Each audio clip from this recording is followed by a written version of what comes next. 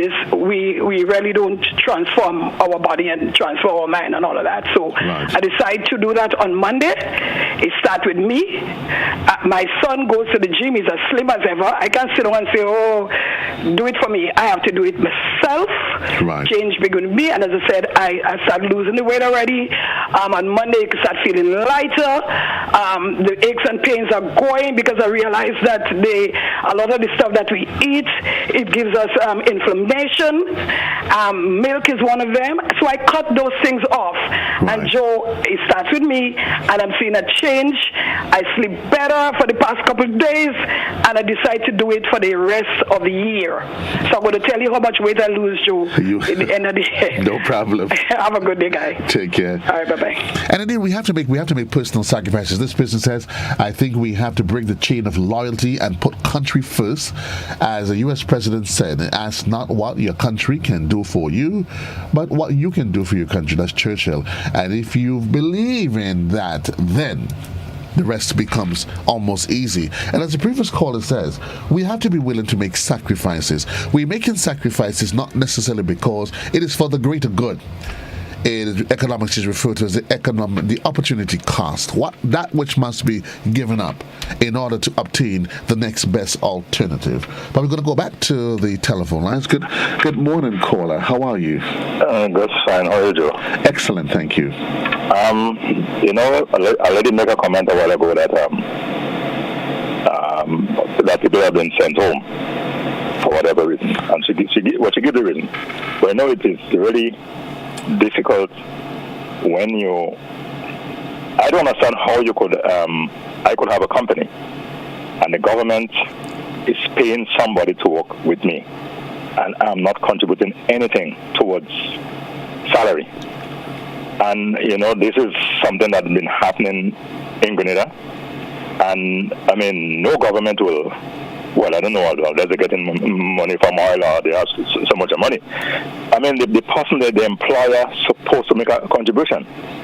And people have to understand that, if we continue so, we're just going to continue going downhill. Right. Secondly, I want to ask you something. I've been calling about this problem for a little time now with the news. Now, I like news. I love to listen to news. One news could come around, I am always, I take my radio to the garden, whatever. But with GBN 105.9, is there some particular days when I get all the news? Because when I call sometimes, you get all the news. Sometimes only what you get is part of the local news, part of it.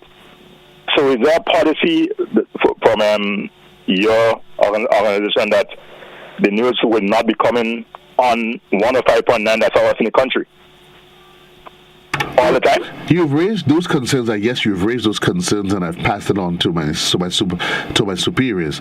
So it's not something that I can comment on, but I know you've raised the concerns, and I am agreeing with you that I've passed those concerns on, and certainly let's hope a time that it is addressed. But you're not the only one that have actually brought those concerns to the fore.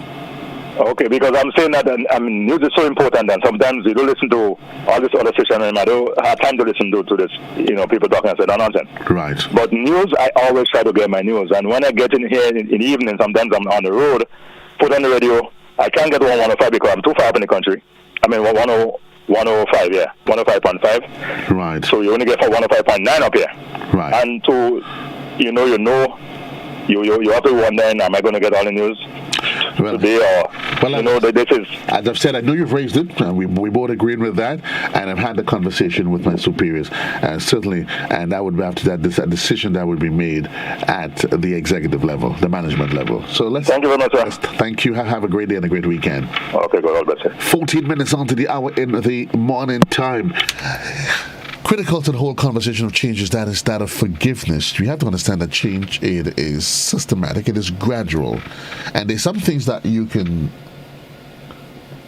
will into being just like that, and others it takes a process. But the question is, are we committed to doing it collectively? We go back to the telephone lines. Good morning, caller. You're live. Good morning. I have a concern. What concerns me is normally around July, the month of July, the parents will be receiving the voucher for the children to go to school in September. The voucher for uniform and other things, but this time around, most likely haven't received anything and no update as to what's going on.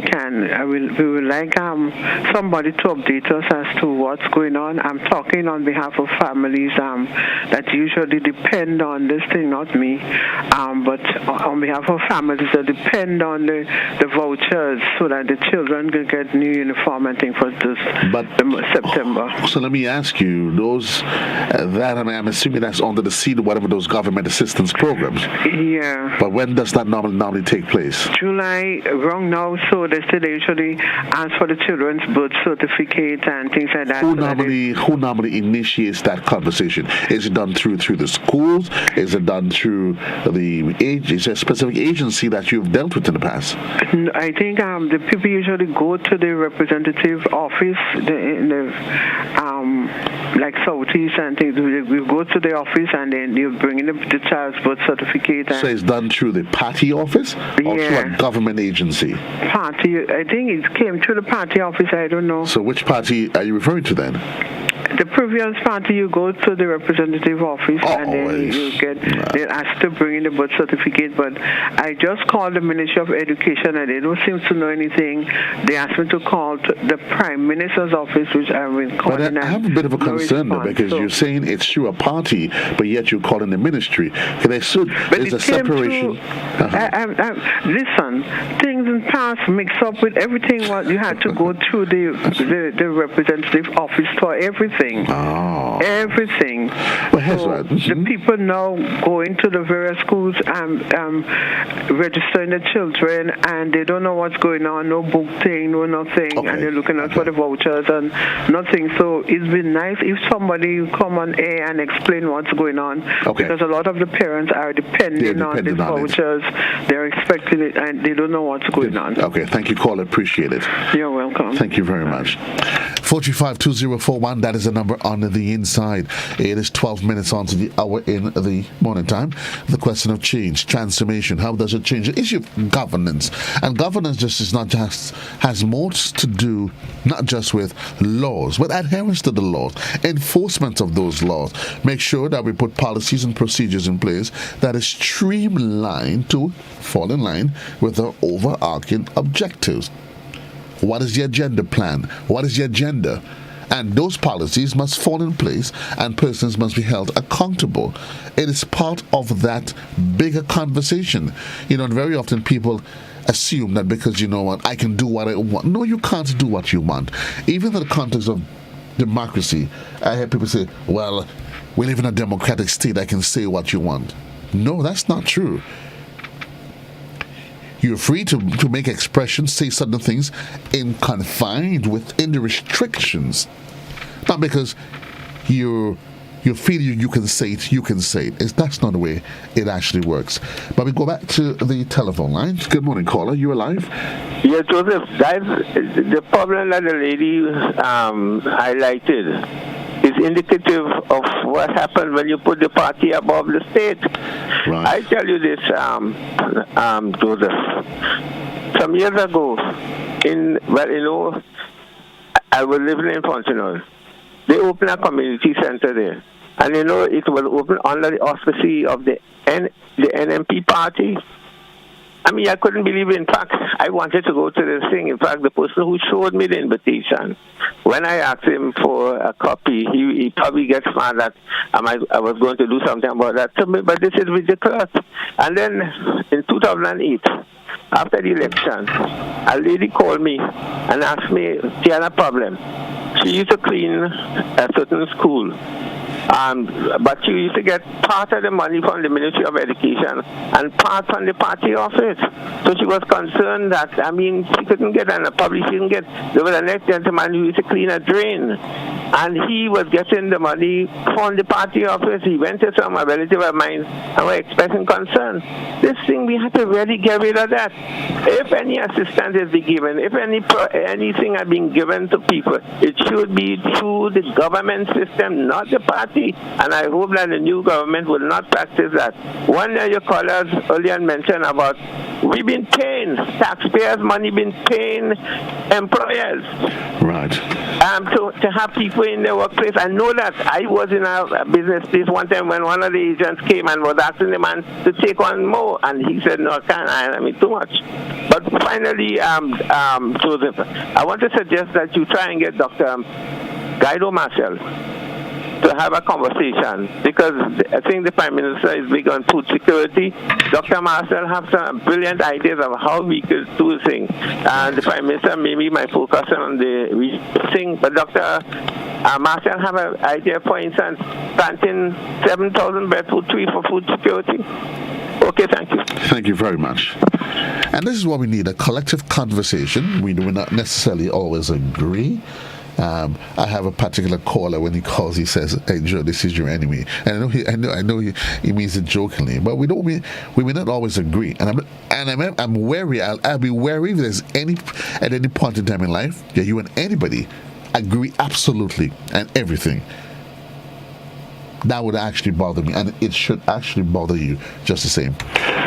We ran another time, but good morning to you, caller. Welcome to the program. Yes, Mr. Cadore. Thank you very kindly. Good morning, sir. I'd like to deviate from your subject, to share this bit of information.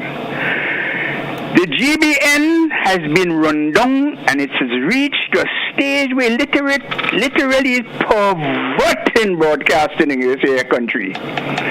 And therefore I want to suggest to the brother on the western side who've been complaining about this, and others too, including me, the insult and the lack of care, especially the people who do not have television and have to listen to the radio, to call this number, note it down, 1-868 Trinidad and Tobago, 623-1711 extension 1901. I want to repeat it.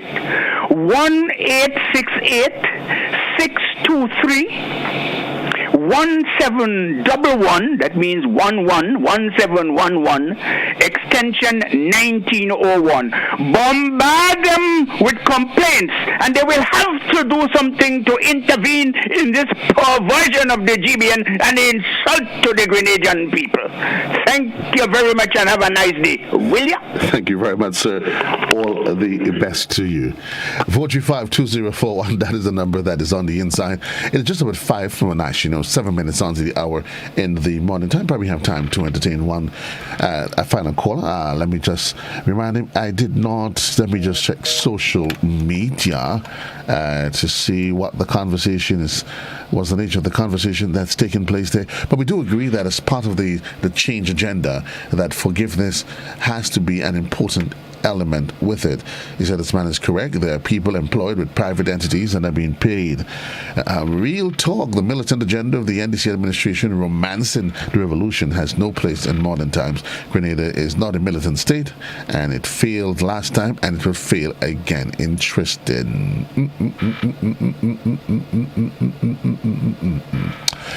Well, folks, this is as far as I can take you. It is Friday. For some, it's we on the heels of the weekend. For others, it's just another day because we do that which we have to do. I want to say thanks for each and every one of you that has been part of this ongoing conversation here and To The Point and other network related platforms. Indeed, I say thank you. Again, reminding you that change, it starts on the inside. We have to start taking an introspective look and ask ourselves some real heart-wrenching questions as to whether or not, because remember that this developmental agenda has nothing to do, is less about party, political organization, but for us. Ask yourself the question, what can I do? What can I do to be part of this conversation or change so that 10 years from now, 20 years from now, we can proudly say, you know what? We've played our part in leaving and entrusting something for our children, our generation to come, that they can say, footprints in the sand, the legacy of our forefathers. Until then, so long, everybody. Have yourself a really great one. JC loves you. Continue to do that which you have to do. Reminding you that life change, it begins today. It begins now. And it begins with the man in the mirror, the man, the woman, the boy, the girl that is hearing my voice. Until then, so long. Have a great one. Goodbye.